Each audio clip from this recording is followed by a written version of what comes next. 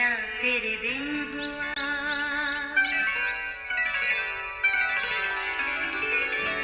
नया फिर दिन हुआ, पुरानी रात का करे सो शुक्र हम खुदा की जात का, खुदा की जात का नया फिर दिन हुआ। आज की आयत। सो आओ हम वहाँ जाकर उनकी ज़ुबान में इख्तलाफ डालें ताकि वो एक दूसरे की बात समझ न सकें, क्योंकि खुदावंद ने वहाँ सारी ज़मीन की ज़ुबान में इख्तलाफ डाला और उन्हें तमाम रोए ज़मीन पर परागंदा किया। पैदाइश 11वां बाब 7वीं और 9वीं आयत। अजीज़ों, दुनिया भर में बेशुमार बोलियाँ या ज़ुबानें बोली जाती हैं, यानी हर मुल्क की अपनी एक ज़ुबान, फिर मुल्क के हर इलाके की अपनी अपनी बोली। अक्सर लोग दूसरे इलाके की बोली को समझ नहीं पाते, मगर हिम्मत करके सीख लें तो कुछ भी मुश्किल नहीं। पर कुदरत खुदा की देखिए, कोई बच्चा जहाँ जन्म लेता है खुद से ही माहौल के मुताबिक वहाँ की बोली सीख लेता है। गूगल की तहकीक के मुताबिक दुनिया भर में 7000 से ज़्यादा ज़ुबानें बोली जाती हैं, जिनमें अंग्रेज़ी को इंटरनेशनल लैंग्वेज समझा जाता है, जिसको तकरीबन हर कोई बोलता और समझ भी लेता है। दिलचस्प बात यह है कि जानवरों और परिंदों के माहौल, उनकी हरकत और सकनात की तहकीक करने वाले अदारे भी इनकी बोलियां बोलने और समझने में सख्त मेहनत करते हैं, जिनसे उनके काम में भी मदद मिल जाती है, जो असल में उनकी तहकीक की शराइत भी होती हैं। और हाँ, कुछ बाज़ौक़ और मनचले जवान भी मशगले और शुगल के तौर पर परिंदों जानवरों की बोलियां सीख लेते हैं। देखा जाए तो ये एक गैर मामूली काम है जिसको बड़ी महारत से करते हैं, और फिर जब कभी उन्हें अपनी इस सलाहियत को दिखाने का मौका मिलता है तो वो खुद भी इंजॉय करते और लोग भी खूब लुत्फ़ उठाते और दाद देते हैं। अजीज़ों, याद रहे, ज़ुबानों की तारीख़ बहुत कदीम है। ज़ाहिरी बात है कि इंसान की तहकीक के वक्त भी कोई तो ज़ुबान थी जो आपस में बात करते वक्त बोली जाती होगी। कलाम मुक़द्दस में उस दौर की कई ज़ुबानों का ज़िक्र मिलता है जो बोली जाती थीं, मसलन इब्रानी, लातीनी, यूनानी, अरामी और संस्कृत और दीगर कई और। मुख्तलिफ ज़ुबानें बोलने का किस्सा नूह के दौर में पानी के बड़े तूफ़ान के बाद की बात है। नूह की कश्ती में उसके घराने के अलावा कोई दूसरा नहीं था। ज़ाहिर है एक ही ख़ानदान की एक बोली होगी।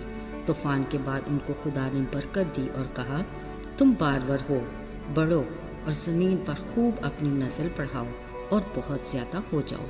अजीज़ों, तूफ़ान के बाद जो कौमें ज़मीन पर जा बजा आबाद हुई वो नूह के बेटों के ख़ानदान ही थे। तब तमाम दुनिया में एक ही ज़ुबान और एक ही बोली बोली जाती थी। शुरू में ये सब मुल्क के सिनार में आबाद हुए, यहीं से नई दुनिया का आगाज़ हुआ और उन्होंने अपने रोज़मर्रा के कामों का आगाज़ किया। अब उन्होंने पत्थरों की जगह ईंट और चूने की जगह गारे से काम लेना शुरू किया।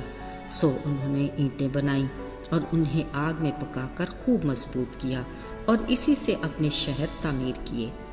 यूं वक्त गुजरने और हालात बदलने के साथ रहन सहन में जिद्दत आई और इसके साथ उनकी सोचों और ख्यालों में भी काफ़ी तब्दीली आई।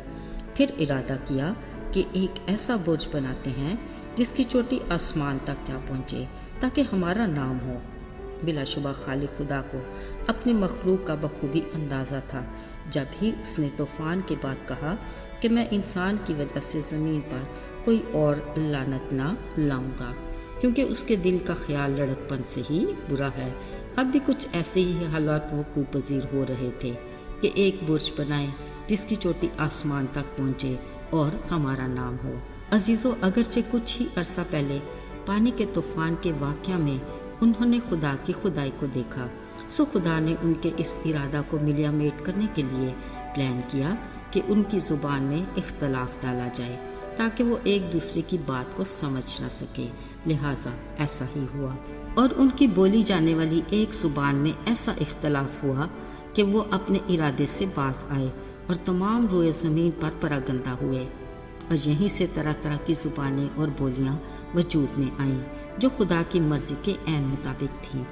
अजीज़ो, ख्याल रहे, अगर हम इंसानों की एक बोली में इख्तलाफ आया تو اس کی کوئی وجہ تھی جس میں ہمارے ہی لیے بہتری اور بھلائی ہے، مگر یاد رہے خدا نے اپنی محبت اور معافی کی زبان کو تمام انسانوں کے لیے ایک سا ہی رکھا، تاکہ مختلف بولی یا زبانیں بولنے والے انسان خالق خدا کی محبت کو حقیقی طور پر جان سکیں اور معافی کے پیغام کو اچھے سے سمجھ سکیں، تاکہ کوئی بھی کسی وجہ سے اس کے فضل سے محروم نہ رہ جائے۔ اس کے منہ کا کلام یعنی بائبل مقدس گوگل کی تحقیق کے مطابق 3138 زبانوں میں ترجمے کے ساتھ ہر ایک کے ہاتھ میں موجود ہے، تاکہ ہر کوئی آسانی سے اس کے کلام کا مطالعہ کر کے اپنی زندگی کے لیے رہنمائی حاصل کر سکے۔ عزیزو، اس کے حکم کے مطابق تمام دنیا میں انجیل کی منادی کی خوشخبری کی راہ میں کچھ بھی رکاوٹ نہیں۔ بطور مسیحی ہمیں اپنی ذمہ داری کو پورا کرنا ہے، تاکہ ہر گھٹنا اس کے حضور جھکے اور ہر زبان اس کا اقرار کرے کہ یسوع خدا کا بیٹا ہے۔ خدا کی اس بڑی آفر کو ہر کسی ملک تک پہنچانا ہمارا فرض ہے، تاکہ ہر کوئی اس سے مستفید ہو، کیونکہ خالق خدا کسی کی ہلاکت نہیں چاہتا، بلکہ چاہتا ہے کہ ہر کسی کی توبہ تک نوبت پہنچ جائے۔ لہٰذا ہم کوشش میں سستی نہ کریں، روحانی جوش میں بھرے رہیں اور خداوند کی خدمت کرتے رہیں۔ آئیے دعا کریں۔ اے رحیم مہربان خداوند، ہم تیرے بے حد شکر گزار ہیں کہ تو نے ہمیں ہلاکت سے بچانے کے لیے اپنے اکلوتے بیٹے یسوع کی جان کا کفارہ دینے میں بھی دریغ نہ کیا۔ ہم اپنے گناہوں کا اقرار کرتے اور پورے دل سے تیری طرف رجوع لاتے ہیں۔ ہمیں قبول کر، یسوع کے بابرکت اور مقدس نام میں مانگتے ہیں، آمین۔